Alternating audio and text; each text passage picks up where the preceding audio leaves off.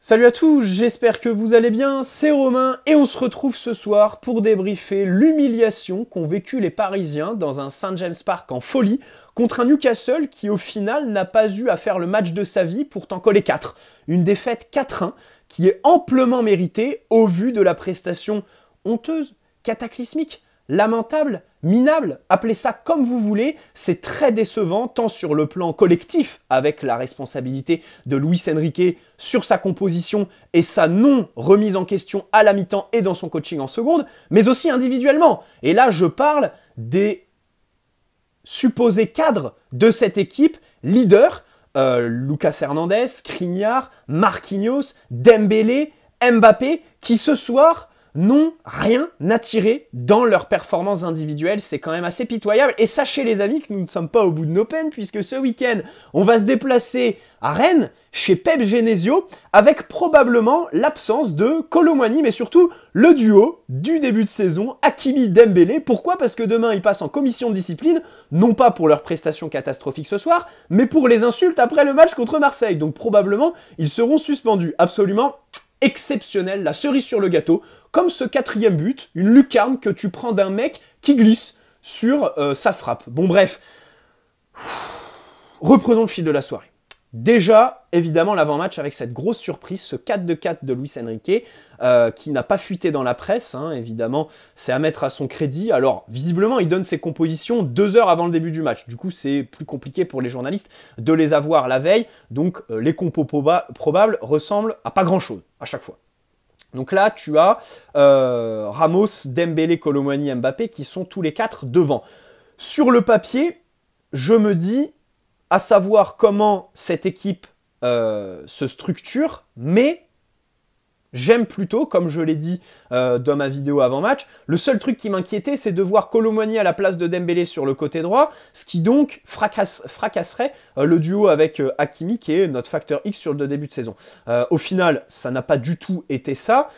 Tu as eu donc Kolo Muani côté gauche, Mbappé dans l'axe, ça c'était sur les phases défensives, puisque Kolo Muani, notamment au début du match, a bien fixé Kieran Trippier, mais au final, les espaces derrière Lucas Hernandez se sont ouverts au fur et à mesure que le match avançait. Et le troisième but, tu le prends là-dessus. Lucas qui marque, mais qui fait un bien mauvais match. Bref, donc le PSG qui se propose surtout, qui se présente surtout avec un double pivot face à un milieu à 3, mais surtout une ligne à 5 chez Newcastle. Et du coup, sur les relances, en face, Newcastle décide de te presser, t'es complètement asphyxié et il pousse Marquinhos à l'erreur. Je commencerai le match juste à la 3e minute. Voilà. Je pense que ça, on va le faire jusqu'à la fin du contrat d'Ousmane Dembélé au PSG. À savoir les regrets. Voilà, cette occasion sur un bon centre d'Mbappé, une des rares actions où il a été juste techniquement ce soir. Pied gauche, Dembélé, qui manque le cadre. S'il la met, bah voilà, derrière le match peut être complètement différent. C'est l'action de Dembélé que je regrette le plus sur le match. Hein. C'est pas son face-à-face où il tire à côté ou alors où quand il fait où il envoie un canon sur le gardien en seconde mi-temps alors qu'on perd 3-1 et qu'on s'est fait cisailler. Hein, et que voilà, peu importe s'il la met ou pas, le match, le contenu, on le connaît. Bon, bref. Donc l'erreur de Marquinhos, ouverture du score. C'est dommage parce que si on parle objectivement, Marquinhos fait un bon début de match. J'apprécie sa volonté d'aller chercher Gonzalo Ramos, Kolo Muani. Le problème, c'est que sur cette action, c'est difficile parce qu'on parle a posteriori, mais là, il n'y a qu'une seule solution en fait. C'est vraiment envoyer un parpaing devant parce que Kolo Muani, ok, se présente, mais est pris. Est trop proche de toi. L'exécution technique de Marquinhos d'ailleurs, je vois pas pourquoi je me prends la tête, mais elle est très mauvaise, voilà, la passe est trop molle. Et puis surtout, les gars, si on parle objectivement, si la passe était arrivée jusqu'à Kolo Muani, il l'aurait perdu. Parce que ça, c'est vraiment ce qui m'inquiète le plus, les gars. Collectivement, on sait que ce soir, Luis Enrique a merdé. Mais alors individuellement, en fait, le problème, c'est que les Kolo Muani, les Gonzalo Ramos, les Ugarte, je serais gentil avec eux parce qu'ils viennent d'arriver déjà. Et ensuite, ils arrivent de contextes qui sont différents, qui ne sont pas celui du PSG, qui lui sont inférieurs en fait. Ils découvrent un petit peu ces physionomies de match, la Ligue des Champions, ils découvrent ce genre de projet. Donc, je leur en voudrais pas trop là-dessus. À la différence d'un Mbappé, d'un Lucas Hernandez, d'un Marquinhos par exemple. Mais, les contrôles qui prennent 15 ans, l'exécution technique des remises, les déplacements hasardeux, ça me fait... Enfin, les gars, je préfère vous parler à cœur ouvert, hein. Ça me fait très peur. Quand je vois Colomani contrôler un ballon, ça me fait très peur. Quand je vois Gonzalo Ramos mettre 15 ans avant d'orienter son corps pour faire sa passe, qui du coup est très prévisible, ça me fait très peur. Parce que ça, c'est pas une question d'acclimatation de machin chouette, hein. Ça, c'est des qualités qui sont intrinsèques, en fait. Des caractéristiques inhérentes aux joueurs qui me questionnent, en fait, sur leur nature même, leur capacité à évoluer à haute intensité, en fait. Tout simplement. Donc, tu prends cette ouverture du score très... qui te sonne complètement, en fait. Voilà, qui te sonne complètement. Alors, le deuxième but, c'est absolument fou. Alors, je vais pas revenir sur l'arbitrage parce que, en fait, on peut s'attarder. Sur cette action, c'est difficile parce que les règles changent toutes les semaines. On n'est pas au courant de la dernière règle. Alors, visiblement, quand il y a une main d'un attaquant qui est involontaire sur une action où il y a but, au final, le but, on peut le valider. Bon, bref, je suis au courant de rien. J'ai balancé ça, c'est ce que j'ai vu, mais je suis au courant de rien puisque les règles changent et c'est ça le problème de fond, en fait. C'est que ça change tout le temps. Maintenant, sur l'action, il y a quand même 2-3 petites choses. D'abord, Hakimi qui s'arrête de jouer, et ensuite Skriniar qui est pris dans les airs. Ça a été une constante tout au long du match. Et on l'a mis en avant dans l'avant-match hier. Skriniar dans les airs, ça me fait très peur. Parce qu'en fait, c'était une de ses qualités à son arrivée qu'il a complètement perdue. 1m88, à quoi ça sert? À quoi ça sert?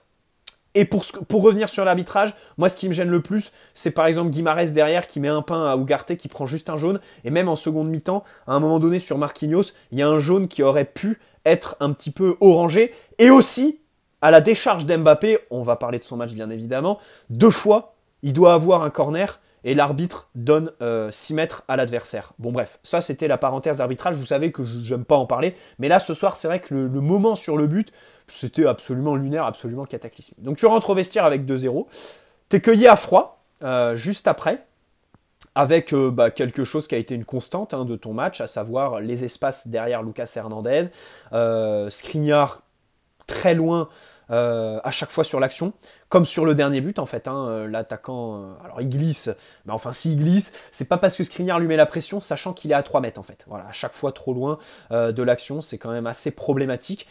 Tu réduis l'écart sur une très belle cloche de Warren Zaïre-Emery pour la tête de Lucas Hernandez, donc ça fait très plaisir. La personnalité de Warren, qui serait un des joueurs qui sortirait du lot, alors je dirais pas top, parce que voilà, collectivement, ça reste quand même un match et il y a 2-3 petites choses sur lesquelles on va revenir.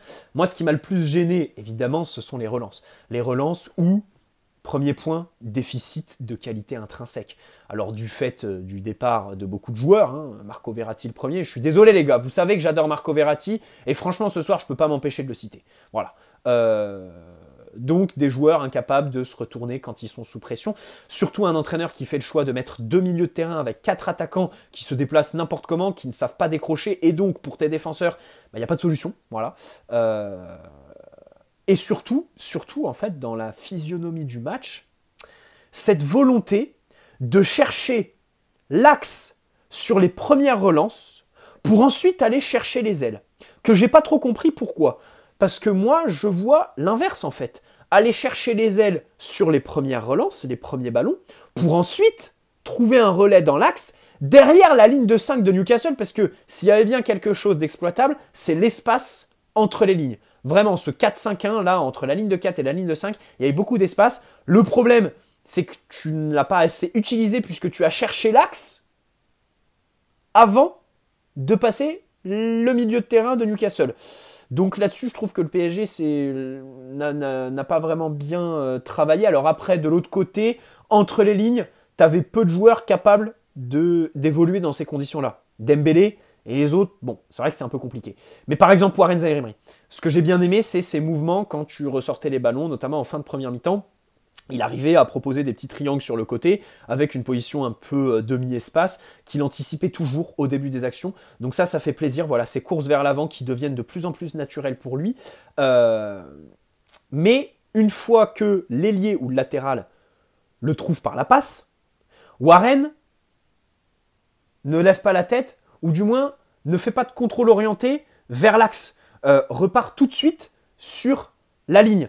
Et ça, c'est pas bon. Ça, c'est pas bon. Tu dois aller te confronter à la défense centrale. À un moment donné, le but, il est dans l'axe. Le but, c'est pas le poteau de corner. Voilà. Autre problème dans la dimension collective, une fois que tu t'approches du but adverse, évidemment trop rarement sur ce match, puisque par exemple Mbappé a tiré qu'une seule fois, je crois. D'ailleurs, une fois où il devait avoir un corner alors qu'il n'a pas eu, en fin de match.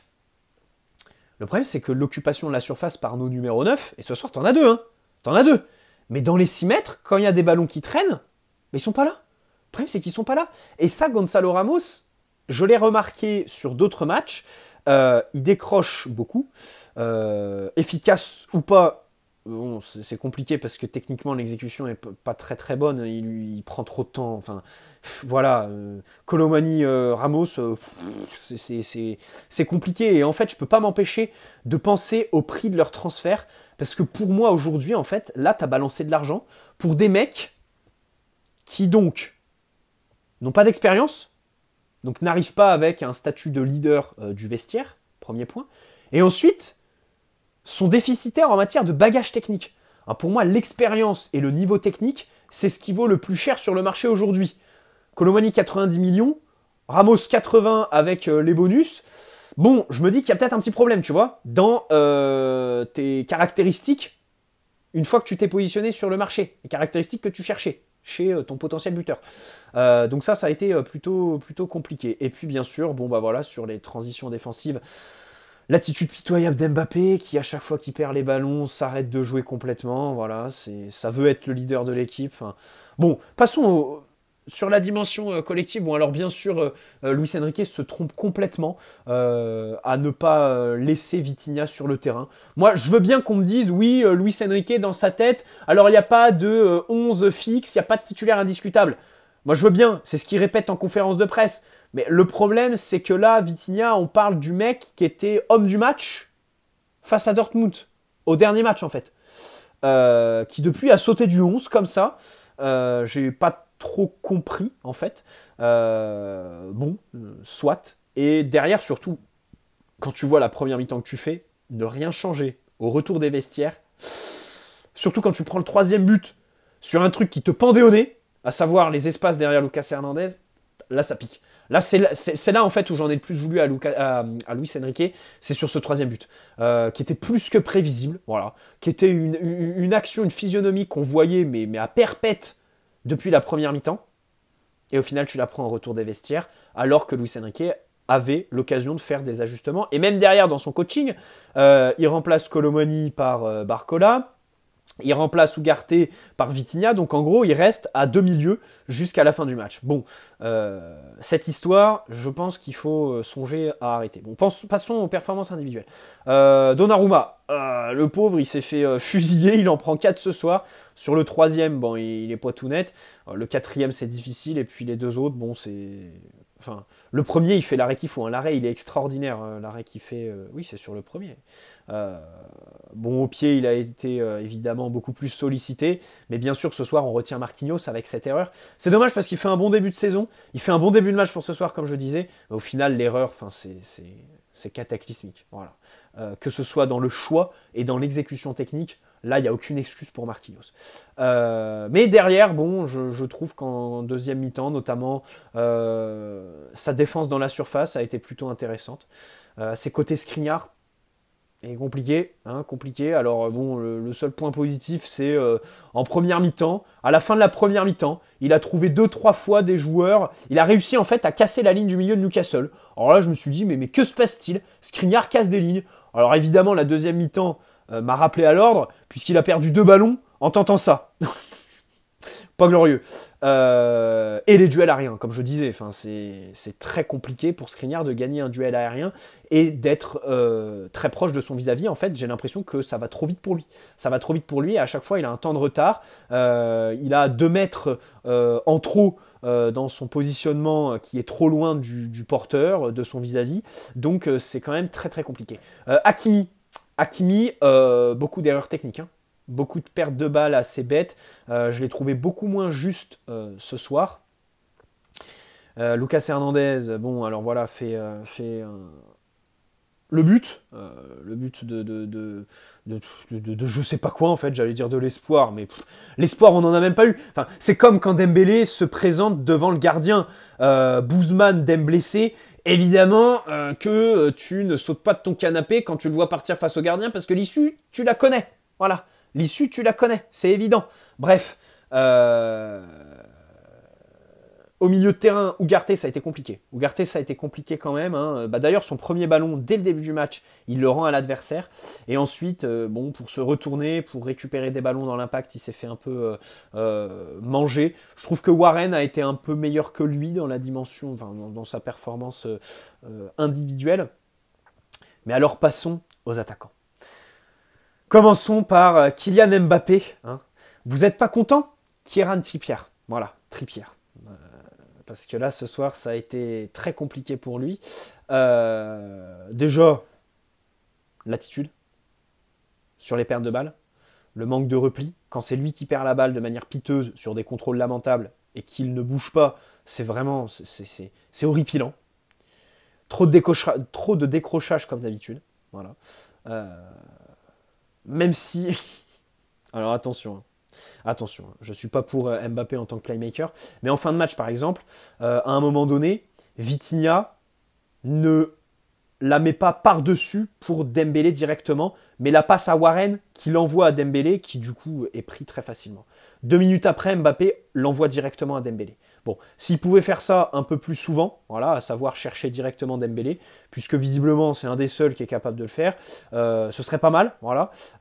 Mais avant tout, qu'il retrouve son côté AS Monaco en fait. Parce que ce soir, quand je vois la composition d'avant-match, ben, je me dis en fait, ouais, bah, c'est le Mbappé qui était aux côtés de Radamel Falcao en fait, à ses débuts, voilà, qui va pouvoir prendre la profondeur, et au final, il n'en a rien été.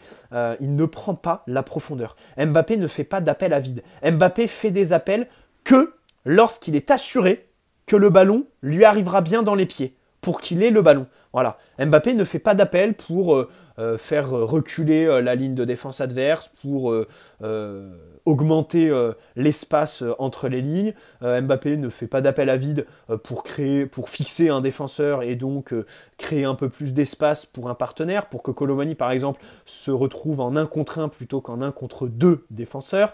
Bref, Mbappé décroche. Mbappé décroche dans le demi-espace gauche, et ça, c'est vraiment très embêtant. Et puis ensuite, l'exécution technique. Là, on est sur un des matchs les plus pauvres de Mbappé ces dernières années. Là, on a assisté ce soir à une prestation où il n'a rien créé. Aucun danger. Aucun. À part le centre à la 3e, comme je disais, sur la reprise de Dembélé. La frappe en fin de match. On parle d'Mbappé, les gars. On parle d'Mbappé. Voilà. C'est quand même compliqué. Et moi, je ne peux pas m'empêcher de penser au match de Clermont samedi, où il veut, ou alors le staff le force à être titulaire. À un moment donné, il faut que quelqu'un prenne ses responsabilités et décide que Mbappé ne joue pas. Voilà. Que Mbappé, alors ça a été Didier Deschamps. Tiens, en début de saison, d'habitude on tombe sur les sélections, mais là ça a été Didier Deschamps qui ne le titularise pas contre l'Allemagne à 4 jours du match contre Nice. Voilà. Voilà, c'est Didier qui a fait... C'est ce bon vieux Didier, les gars, qu'on embrasse. Mais bon, là, contre Rennes, le problème, c'est que si Dembélé et Colomani sont suspendus, bah, il est obligé d'être titulaire et de terminer le match, en fait, Mbappé. Donc, bon, bref, c'est un vrai casse-tête. Colomani, bon, comme je disais, ouais, des pressings bien engagés, mais alors, techniquement... Moi, j'ai trop peur. Je suis désolé, j'ai trop peur. Ramos, pareil. Et puis, Dembélé. Alors, Dembélé... C'est celui que j'ai envie de défendre ce soir. Parce que des 4, ben, c'est celui qui a créé le plus de danger, les gars. Le problème, c'est que en me disant ouais, il a loupé trop d'occasions, ben, en fait, vous me confortez dans ma position. S'il a eu les occasions, c'est parce que c'est un offensif qui a su se placer, qui a su faire les appels au bon moment, être là au bon endroit. Maintenant, évidemment, bon, l'exécution finale est cataclysmique. Bon, c'est Dembélé, je crois qu'il va falloir s'y faire. Comme je l'ai dit, beaucoup de regrets sur la frappe à la 3e. Mais dans le jeu, alors ça c'est pareil. Quand tu prends le match de Dembélé, il faut prendre en compte le fait que Mbappé Colomani, donc c'est le côté gauche,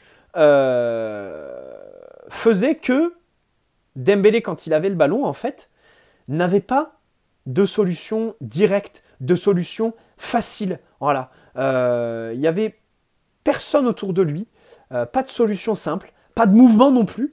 Et du coup, forcément, ça l'a poussé à aller s'en mêler les pinceaux, faire le serpentin, forcer un petit peu son jeu, et du coup, tu te retrouves avec une prestation qui dans le jeu a été un petit peu moyenne, même si voilà, dans les sorties de balles par moment, c'est celui quand même qui a été le plus remanche. Je suis désolé les gars, c'est un fait, et franchement, j'ai envie de prendre la défense de Dembouz.